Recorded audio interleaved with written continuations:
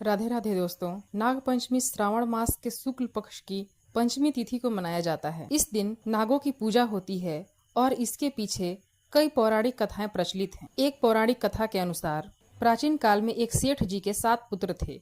सातों के विवाह हो चुके थे। सबसे छोटे पुत्र की पत्नी श्रेष्ठ चरित्र की विदुषी और सुशील थी, परंतु उसका भाई नहीं था। एक दिन बड़ी बहू ने घर लिपने को पीली मिट्टी लाने के लिए सभी बहुओं को साथ चलने को कहा, तो सभी धलिया और खुरपी लेकर मिट्टी खोदने लगी। तभी वहां एक सर्प निकला, जिससे बड़ी बहू खुरपी से मारने लगी।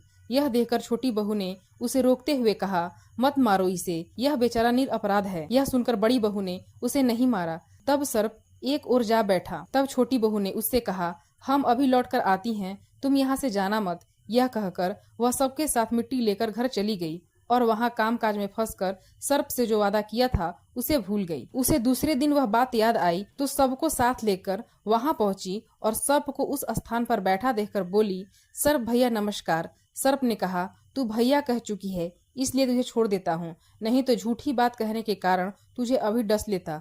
वह बोली, भैया मुझसे भूल हो गई, उसकी क्षमा मांगती हूँ। तब सर्प बोला, अच्छा तू आज से मेरी बहन हुई और मैं तेरा भाई हुआ, तुझे जो मांगना है मांग ले। यह सुनकर वह बोली, भैया मेरा कोई नहीं है, अच्छा हुआ जो तू मेरा भाई बन गया। कुछ दिन व्यतीत होने पर वह सर्प मनुष्य का रूप रखकर उसके घर आया और बोला कि मेरी बहन को भेज दो। सबने कहा कि इसका तो कोई भाई नहीं था। तो वह बोला, मैं दूर के रिश्ते का इसका भाई हूँ, बचपन में ही बाहर चला गया था। उसके विश्वास दिलाने पर घर के लोगों ने छोटी को उसके साथ भेज दिया। उसने मार्ग में बताया कि मैं वही सर्प हूँ, इसलिए तू डरना नहीं और जहाँ चलने में कठिनाई हो वहाँ मेरी पूंछ पकड़ लेना। उसने कहे अनुसार ही किया और इस प्रकार वह उसके घर पहुँच गई। वहाँ के धन ऐश्वर्य को देखकर वह चकित हो गई। एक दिन सर्प की माता ने उससे कहा, मैं एक काम से बाहर जा रही हूँ, तू अपने भाई को ठंडा दूध पिला देना।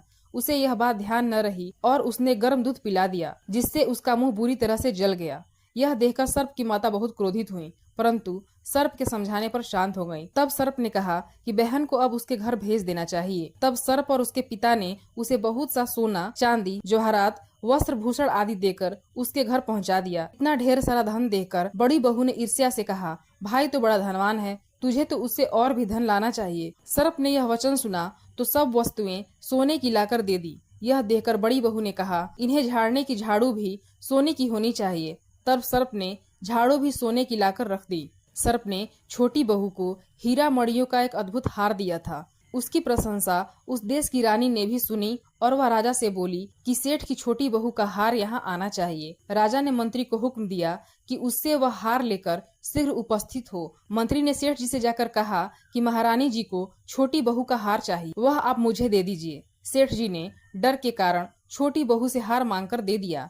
छोटी बहू को यह बात बहुत बुरी लगी। उसने अपने सर्प भाई को याद किया और आने पर प्रार्थना की, भैया रानी ने हार छीन लिया है, तुम कुछ ऐसा करो कि जब वो हार उसके गले में रहे तब तक के लिए सर्प बन जाए और जब वह मुझे लौटा दे तब हीरो और मणियों का हो जाए। सर्प ने ठीक वैसा ही किया। जैसे ही रानी ने हार पहना वैसे ही वह सर्प बन गया। यह देखकर रानी चीख पड़ी और रोने लगी।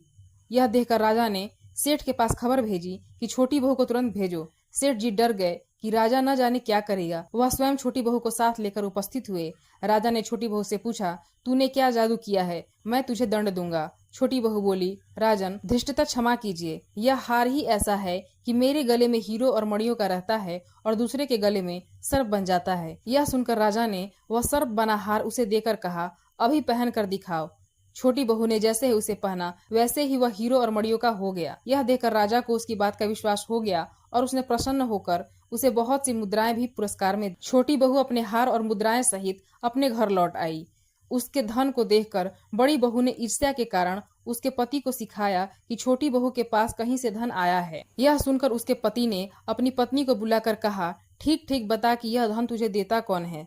तब वह सर्प को याद करने लगी। तब उसी समय सर्प ने प्रकट होकर कहा, यदि मेरी धर्म बहन के आचरण पर संदेह प्रकट करेगा तो मैं उसे खा लूंगा। यह सुनकर छोटी बहू का पति बहुत प्रसन्न हुआ और उसने सर्प देवता का बड़ा सत्कार किया।